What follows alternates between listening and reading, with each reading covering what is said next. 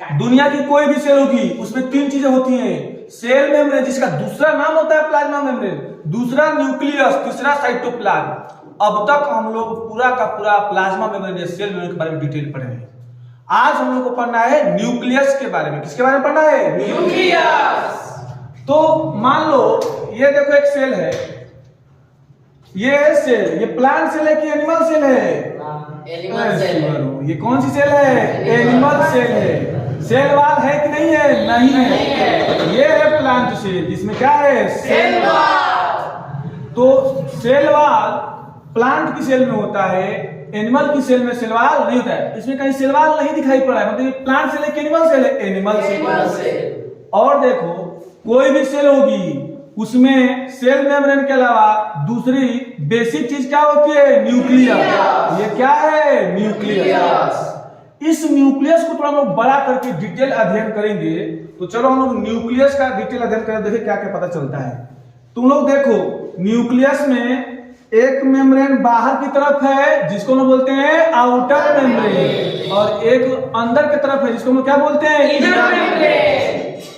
तो दो है कि सिंगल है? दो है। तो हम लोग बोलेंगे कि the nucleus has double layer covering called nuclear membrane. फिर से बताओ, the nucleus has double layer covering called nuclear membrane. और देखो इसी न्यूक्लियर मेम्ब्रेन में जगह जगह पर क्या है? न्यूक्लियर पोर है। क्या है? Nuclear pore. The nuclear membrane has pore which allow the, अब मान लो ये सेल है, इसके न्यूक्लियस में जो न्यूक्लियर मेम्ब्रेन है, उस न्यूक्लियर मेम्ब्रेन का जो पोर है उससे होते हुए जो अंदर की चीजें हैं वो कहां पर आ रही हैं? बाहर आ रही हैं। The nuclear membrane has pore which allow the transfer of material from inside the nucleus to outside the nucleus. Nucleus के आउटसाइड में है कौन? साइटोप्लाज्म। तो हम लोग बोल रहे हैं कि the nuclear membrane has a pore which allow the transfer of material from inside the nucleus to the outside, that is cytoplasm। तो न्यूक्लियस के बारे में ये दो पॉइंट देखो, बुक का डिक्टो लाइन है ये देखो, the nucleus has double layered covering called nuclear membrane. The nuclear membrane has pore which allow the transfer of material from inside the nucleus to its outside. और न्यूक्लियस के outside में होता कौन है? साइटोप्लाज्म। तो इस तरीके से हम लोग ये दो पॉइंट अभी कवर कर पाए। बाकी के सारे पॉइंट देखो, मान लो न्यूक्लियस को हम लोग डिटेल देखें। मान लो ये न्यूक्लियस है, इस न्यूक्लियस के अंदर हम लोग देखेंगे कब? जब सेल डिवाइड कर रही होती है तब। मान लो कोई सेल है जो क्या कर रही है? डिवाइड। तो उसके न्यूक्लियस के अंदर ऐसे ही रॉड शेप स्ट्रक्चर्स दिखाई पड़ेंगे।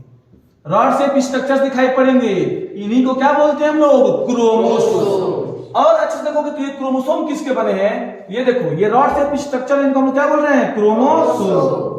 और ये रॉड शेप स्ट्रक्चर जिनको हम लोग क्रोमोसोम बोल रहे हैं, ये देखो ये डीएनए है। क्या है? डीएनए। डीएनए एक हिस्टोन नामक प्रोटीन पर लिपट रहा है। डीएनए एक हिस्टोन नामक प्रोटीन पर लिपटता है, फिर उसमें क्वाइलिंग होती है, तब जाकर के ये रॉड शेप स्ट्रक्चर्स क्या बनते हैं? क्रोमोसोम्स बनते हैं। और ये न्यूक्लियस के अंदर की न्यूक्लियस के बाहर, न्यूक्लियस के अंदर। तो अगली लाइन है कि द न्यूक्लियस हैज क्रोमोसोम, चाहे न्यूक्लियस कंटेन क्रोमोसोम। और ये क्रोमोसोम किस शेप के दिखाई पड़ते हैं? Rod shape. तो मैं बोल रहा हूं कि the nucleus contain chromosome which are visible as rod shape structure. एक बात बता दे रहा हूं, जब मान लो सेल डिवाइड नहीं कर रही होती है तब डीएनए ऐसे उलझा हुआ रहता है। थ्रेड लाइक स्ट्रक्चर जो है DNA, entangle mass of thread like structure के रूप में डीएनए पड़ा रहता है, और इसको हम लोग बोलते हैं क्रोमैटिन मटेरियल। क्या बोलते हैं? Chromatin material. तो जब सेल डिवाइड नहीं कर रही होती है तब यह डीएनए का टुकड़ा ऐसे entangle mass of thread like structure अर्थात क्रोमैटिन मटेरियल के रूप में रहता है। लेकिन जब सेल डिवाइड करके एक सेल से दो सेल बना रही होती है, जब सेल डिवाइड कर रही होती है तब इसका न्यूक्लियस के अंदर जो क्रोमैटिन मटेरियल है वह रॉड शेप स्ट्रक्चर क्रोमोसोम का रूप धारण कर लेता है। तो क्रोमोसोम रॉड शेप स्ट्रक्चर है। रॉड शेप स्ट्रक्चर कब दिखाई पड़ते हैं? जब सेल डिवाइड कर लेती है कि नॉर्मल स्टेट में, जब सेल डिवाइड कर लेती है। तो अगली लाइन है कि nucleus contain chromosome which are visible as rod shape structure only when the cell is about to divide। तो देखो अगला पॉइंट क्या लिखा है, देखो the nucleus contains chromosome which are visible as rod shape structure only when the cell is about to divide। अब देखो ये है मान लो डीएनए, मैं बता दूं कि इस डीएनए पर इसके फंक्शनल सेगमेंट को, डीएनए का वह सेगमेंट जो फंक्शनल होता है, डीएनए के फंक्शनल सेगमेंट को, डीएनए के फंक्शनल सेगमेंट को हम लोग जीन कहते हैं। क्या कहते हैं? जीन। और इसी जीन पर इंफॉर्मेशन होता है। इसी जीन पर क्या होता है? Information for character. जो भी कैरेक्टर्स होते हैं, आंख होना, नाक होना, त्वचा का रंग, नाक, जितने भी हमारे ऑर्गन्स हैं, जो भी हम लोग के ऑर्गन्स के फंक्शन हैं, ये सब कैरेक्टर्स हैं। और इन्हीं सभी कैरेक्टर्स के लिए इंफॉर्मेशन किसमें निहित होती है? इसी जीन में निहित होती है। और जीन किसका हिस्सा है? डीएनए का। Functional segment of DNA is called gene. तो अगर ये क्रोमोसोम बना है तो इसी डीएनए से ही तो बना है ना। अगर ये क्रोमोसोम बना है तो किससे बना है? डीएनए से। और इसी डीएनए पर क्या है? जीन। तो जीन पर अगर इंफॉर्मेशन है तो किस पर इंफॉर्मेशन है? क्रोमोसोम। तो लिखा जा रहा है अगला पॉइंट कि क्रोमोसोम कंटेन इंफॉर्मेशन। बोलो फिर से बोलो, क्रोमोसोम कंटेन इंफॉर्मेशन। और यह इंफॉर्मेशन का ट्रांसफर कहां से कहां होता है? Parent to next generation. Parent to next generation किस फॉर्म में? डीएनए मॉलिक्यूल के फॉर्म में। तो तुम लोग सेंटेंस कंप्लीट कर सकते हो कि नहीं कर सकते हो? कर सकते हैं। करो तो देखो, chromosome contain information which are necessary for the inheritance of character from parent to next generation in the form of DNA molecules। DNA molecule, DNA का फुल फॉर्म बताओ तो? Deoxyribonucleic acid. क्योंकि डीएनए और आरएनए ये दोनों को हम लोग क्या बोलते हैं? Nucleic acid. क्या बोलते हैं? Nucleic acid. तो इसीलिए तो डीएनए का फुल फॉर्म में देखो क्या रहा है? Deoxy ribose nucleic acid. जबकि आरएनए का फुल फॉर्म क्या होता है? Ribose nucleic acid. तो हम लोग लाइन को कंप्लीट करने जा रहे हैं कि chromosome contain information necessary for the inheritance of character from parent to next generation in the form of DNA molecule. अच्छा एक बात बताओ यार, यही से बता दो, ये जो क्रोमोसोम है वह किसका किसका बना है? तो इस डीएनए और प्रोटीन। तो chromosomes are composed of DNA and protein. क्या तुम लोग उस प्रोटीन का नाम बता सकते हो? Histone protein. Any doubt? No sir. देखो आगे का लाइन क्या लिखा है, Chromosomes contain information for the inheritance of character from parent to next generation in the form of DNA molecules। DNA का फुल फॉर्म डीऑक्सीराइबोन्यूक्लिक एसिड। अभी बताया हूँ क्रोमोसोम किसके बने होते हैं? DNA के। तो chromosome are composed of DNA and protein. अच्छा एक बात बताओ, तुम लोग देख रहे हो यहाँ पर सेल है, तो इस सेल में वेरियस सेल ऑर्गेनेल है। इस सेल का एक डेफिनिट स्ट्रक्चर है जिसमें न्यूक्लियर मेम्ब्रेन है, सेल मेम्ब्रेन है, बहुत सारे सेल ऑर्गेनेल हैं। तो इस सेल को ऑर्गेनाइज करने में, सेल को कॉन्स्टिट्यूट करने में सारा का सारा इंफॉर्मेशन इसी न्यूक्लियस के अंदर इसके डीएनए पर होता है। तो इसलिए देखो लाइन लिखा है, DNA molecules contain the information necessary for constructing. Cell को कंस्ट्रक्ट करने के लिए, बनाने के लिए और उसको संगठित करने के लिए, ताकि उसके सेल ऑर्गेनल्स दिखाई पड़े, न्यूक्लियर मेम्ब्रेन ऑर्गेनाइज हो, सेल मेम्ब्रेन हो। तो सेल को कंस्ट्रक्ट करने के लिए, ऑर्गेनाइज करने के लिए जो भी इंफॉर्मेशन होता है वो सब किसमें होता है? डीएनए में। फिर से पढ़ दो, DNA molecule contain the information necessary for constructing and organising the cell. अभी तो बताया हूं कि अगर इस डीएनए के फंक्शनल सेगमेंट की बात की जाएगी तो उसको क्या बोलते हैं? Gene. The functional segment of DNA is called gene. आगे का पॉइंट देख लो, the functional segment of DNA are called gene, क्योंकि जीन बहुत सारे होते हैं, हजारों में होते हैं। In a cell which is not dividing, अभी बताया हूं, अगर मान लो सेल डिवाइड नहीं कर रही होती है, अगर सेल डिवाइड नहीं कर रही होती है तब उसका डीएनए किस फॉर्म में होता है? Chromatin material. क्रोमेटिन मटेरियल क्या है? तो entangled mass of thread like structure. और थ्रेड लाइक स्ट्रक्चर क्या है? डीएनए। तो entangle mass of DNA, entangle mass of DNA, जो डीएनए क्या है? Thread like structure. देखो लिखा है आगे का पॉइंट पढ़ लो कि in a cell which is not dividing, the DNA is present as part of chromatin material, and chromatin material क्या है? chromatin material is visible as entangled mass of thread like structure। अब thread like structure क्या है? DNA। जब entangled form होता है, उलझा हुआ फॉर्म होता है, रॉड शेप स्ट्रक्चर नहीं बना होता है, तो क्या बोलते हैं उसको? chromatin material।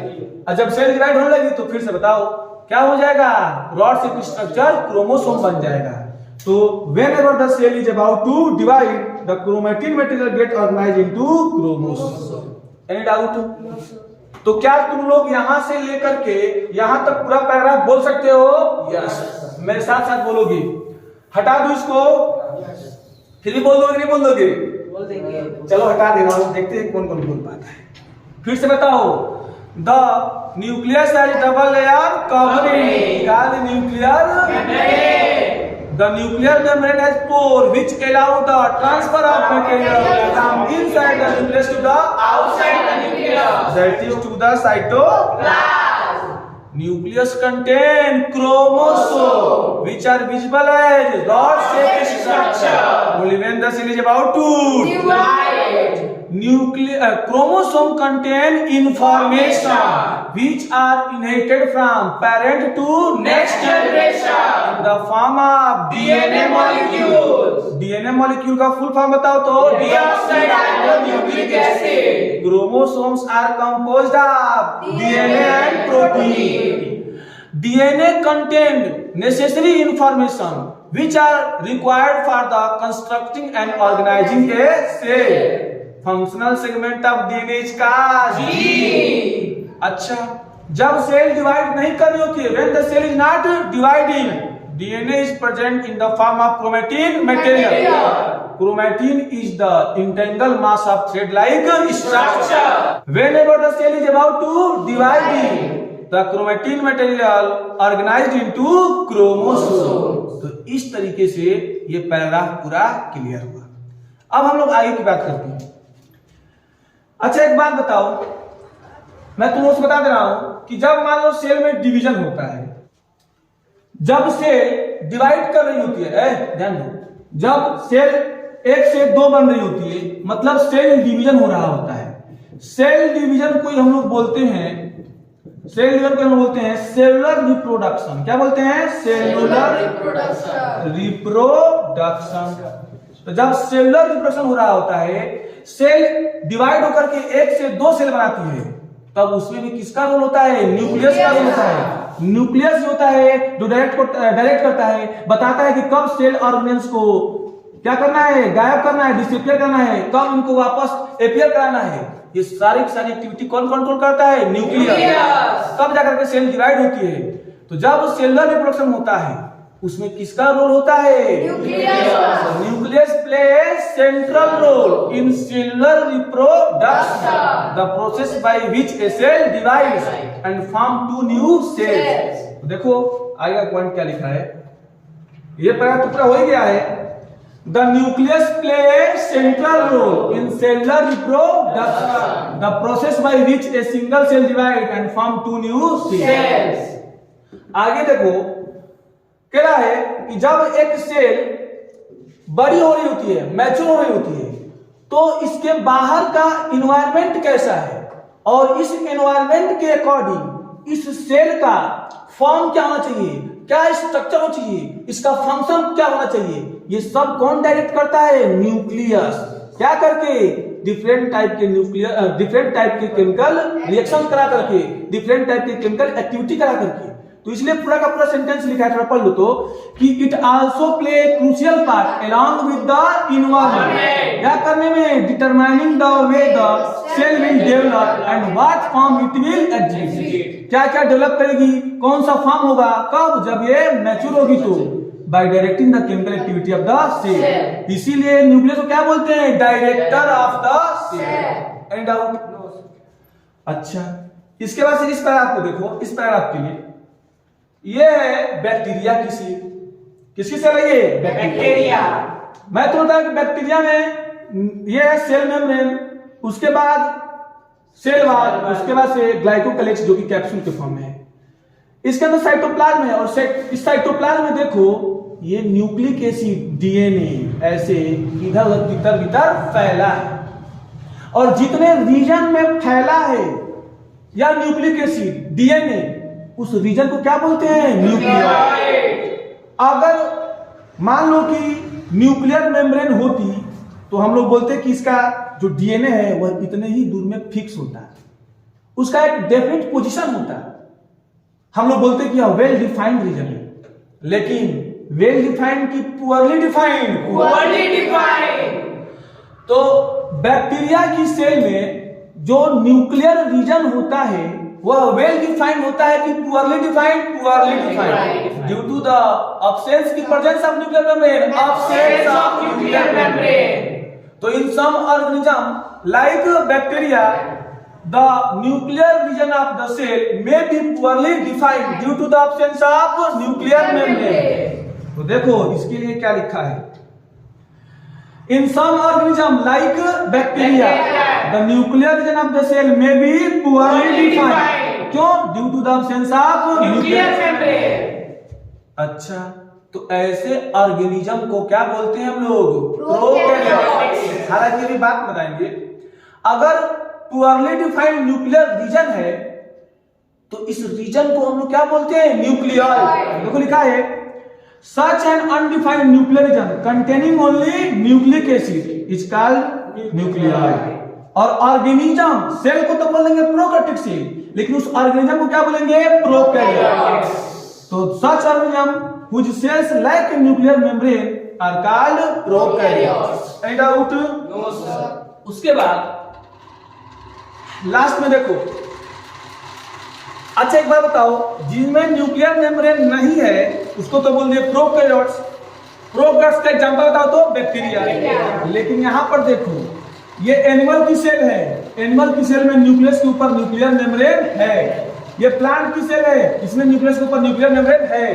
तो प्लांट, एनिमल, फंजाई, इन सब की सेल में न्यूक्लियस के ऊपर न्यूक्लियर मेम्ब्रेन होता है, तो इनको हम लोग यूकैरियोट्स बोलते हैं कि प्रोकैरियोट्स, यूकैरियोट्स। तो organism having nuclear membrane are called eukaryotes. तो थोड़ा आगे की लाइन में देख लो ना, organism with cells having a nuclear membrane are called eukaryotes. अच्छा एक बात बताओ, इस बैक्टीरिया की सेल को थोड़ा गौर से देखो, क्या इसमें कहीं पर mitochondria, endoplasmic reticulum, Golgi body, lysosome ये सब दिखाई पड़ रहा है? No sir. जबकि यहाँ पर देखो, इसके अलावा यहाँ पर माइटोकॉन्ड्रिया दिखाई पड़ रहा है, वैक्यूल दिखाई पड़ रहा है, क्लोरोप्लास्ट दिखाई पड़ रहा है, गोल्गी apparatus दिखाई पड़ रहा है, endoplasmic reticulum, rough endoplasmic reticulum, smooth endoplasmic reticulum, ये सब सेल ऑर्गेनेल दिखाई पड़ रहे हैं। एनिमल की सेल में माइटोकॉन्ड्रिया दिखाई पड़ रहा है, लाइसोसोम दिखाई पड़ रहा है, उसका से वैक्यूल दिखाई पड़ रहा है, सेंट्रियोल्स दिखाई पड़ रहे हैं, माइक्रोट्यूब्यूल्स दिखाई पड़ रहे हैं, गोल्गी apparatus दिखाई पड़ रहा है, एंडोप्लाज्मिक रेटिकुलम दिखाई पड़ रहा है। ये सब मेम्ब्रेन बाउंड सेल ऑर्गेनेल है। माने यूकैरियोटिक सेल में मेम्ब्रेन बाउंड ऑर्गेनेल होते हैं जो कि प्रोकैरियोटिक सेल में नहीं होते हैं। तो prokaryotic cells also lack membrane bound organelles which are only present in eukaryotic cell। तो देखो लिखा है, prokaryotic cell also lack most of the other cytoplasmic organelles जो कि किसमें प्रेजेंट होते हैं, यूकैरियोटिक सेल। अरे यार, एनर्जी निकालना है तो माइटोकॉन्ड्रिया का योगदान होता है, प्रोटीन बनानी है तो एंडोप्लाज्मिक रेटिकुलम में जिस पर राइबोसोम होते हैं, स्मूथ एंडोप्लाज्मिक रेटिकुलम प्रोटीन बनाता है क्योंकि इस पर राइबोसोम होते हैं। अलग अलग काम करने के लिए अलग अलग सेल ऑर्गेनेल होते हैं, जबकि प्रोकैरियोटिक में ये सब सेल ऑर्गेनेल नहीं है। तो ये सारे फंक्शन कौन करता है? वही पुअरली डिफाइंड साइटोप्लाज्म। तो देखो लिखा है many of the function of such organelles are also performed by poorly organised part of the cytoplasm. Eukaryotic cell होता, जैसे मान लो कि प्लांट की सेल, ये क्लोरोप्लास्ट। अगर यूकैरियोटिक सेल है, प्लांट की सेल है, उसमें क्लोरोप्लास्ट है और इसी क्लोरोप्लास्ट में थाइलाकॉइड होते हैं जिसमें क्लोरोफिल भरे होते हैं। क्या भरे होते हैं? क्लोरोफिल। अब बैक्टीरिया की सेल है तो उसमें तो मेम्ब्रेन बाउंड सेल ऑर्गेनेल है नहीं, तो उसमें क्लोरोफिल क्या मेम्ब्रेन, उसमें chlorophyll membrane bound organelle chloroplast में होंगे? नहीं। देखो क्या लिखा है, the chlorophylls in photosynthetic prokaryotic bacteria is associated with membranes vesicle bag like structure. देखो मान लो ये बैक्टीरिया, यही बैक्टीरिया है, इसका जो सेल मेम्ब्रेन है ना, उसी में से ऐसे एक वेसाइकल्स निकलेगा जो कि सेल मेम्ब्रेन के इलास्टिक से बना हुआ और उसी में यह क्लोरोफिल को रखा रहेगा। क्या यह ऑर्गेनेल है? नहीं। क्या ये क्लोरोप्लास्ट है? नहीं। तो कह रहा है कि chlorophyll in photosynthetic prokaryotic bacteria is associated with membranes vesicle bag like structure but not with plastid, क्योंकि प्लास्टिड 3 प्रकार के होते हैं, क्लोरोप्लास्ट, क्रोमोप्लास्ट और ल्यूकोप्लास्ट। तो यूकैरियोटिक्स में क्लोरोप्लास्ट में थाइलाकॉइड होता है, उसमें क्लोरोफिल भरे होते हैं, जबकि इसमें प्लाज्मा मेम्ब्रेन से एक वेसाइकल्स निकला होता है और उसी में क्लोरोफिल भरे होते हैं। जो यूकैरियोटिक में क्या होता है? प्लास्टिड होता है, जबकि प्रोकैरियोटिक में नहीं है। तो इस तरीके से न्यूक्लियस भी खत्म है। अगर न्यूक्लियस वेल डिफाइंड है तो यूकैरियोटिक की प्रोकैरियोटिक, यूकैरियोटिक। अब पुअरली डिफाइंड है तो प्रोकैरियोटिक। एक बात और बता दे रहा हूं, अगर यूकैरियोटिक सेल है तो उसके न्यूक्लियस के अंदर कई सारे क्रोमोसोम होंगे। देखो यहाँ पर 1-2 क्रोमोसोम दिखाई पड़े, कई सारे मेनी क्रोमोसोम। लेकिन अगर प्रोकैरियोटिक सेल है तो उसमें सिर्फ और सिर्फ एक ही क्रोमोसोम के लिए क्या होता है? डीएनए होता है। अगर डीएनए क्रोमोसोम नहीं होगा तो सिंगल होगा, सर्कुलर होगा। यहाँ पर देखो यूकैरियोटिक में क्या होता है, अगर डीएनए, मान लो कि डीएनए है तो एक एंड ये है, ये दूसरा एंड है, थ्रेड लाइक स्ट्रक्चर है। जबकि प्रोकैरियोटिक में यह डीएनए कैसा होता है? सर्कुलर होता है। कैसा होता है? सर्कुलर। सर्कुलर का मतलब कि इसमें 2 एंड नहीं होते हैं, ठीक है ना, और इससे सिर्फ एक ही क्रोमोसोम बन सकता है। जितना थ्रेड उतने ही क्रोमोसोम। एक ही सर्कुलर डीएनए है तो एक ही क्रोमोसोम बनेगा, जबकि यूकैरियोटिक में बहुत सारे। तो क्या तुम लोग यूकैरियोटिक और प्रोकैरियोटिक में अंतर नहीं बता सकते हो? आसानी से। साइज, प्रोकैरियोटिक छोटे होते हैं और यूकैरियोटिक बड़े होते हैं। कह रहा है कि इनका साइज 1 से लेकर के 10 माइक्रोमीटर होता है। किसका? प्रोकैरियोटिक सेल का। 1 माइक्रोमीटर का मतलब 10⁻⁻6 मीटर, जबकि यूकैरियोटिक में 5 से लेकर के 100 माइक्रोमीटर तक का साइज हो सकता है। न्यूक्लियर रीजन यूकैरियोटिक में तो यह वेल डिफाइंड होता है, लेकिन यहाँ पर पुअरली डिफाइंड, यहाँ पर पुअरली डिफाइंड। अच्छा, न्यूक्लियर मेम्ब्रेन होता है, यहाँ पर न्यूक्लियर मेम्ब्रेन नहीं होता है, विदाउट न्यूक्लियर मेम्ब्रेन। और उतने रीजन को क्या बोलते हैं? न्यूक्लियोइड। क्या बोलते हैं? न्यूक्लियोइड। यहाँ पर क्रोमोसोम सिंगल की मेनी, सिंगल, यहाँ पर many. Membrane bound cell organelle absent, membrane bound cell organelle present. तो इस तरीके से यूकैरियोटिक और प्रोकैरियोटिक सेल में अंतर रहा और न्यूक्लियस भी समाप्त हो गया। तो किसी भी सेल में 3 चीजें होती हैं, plasma membrane, nucleus, cytoplasm. Plasma membrane detail खत्म हो चुका, न्यूक्लियस डिटेल खत्म हो चुका। अब किसकी बारी है? साइटोप्लाज्म। सीखेंगे अगले क्लास में। तब तक के लिए once again love you all, thank you so much.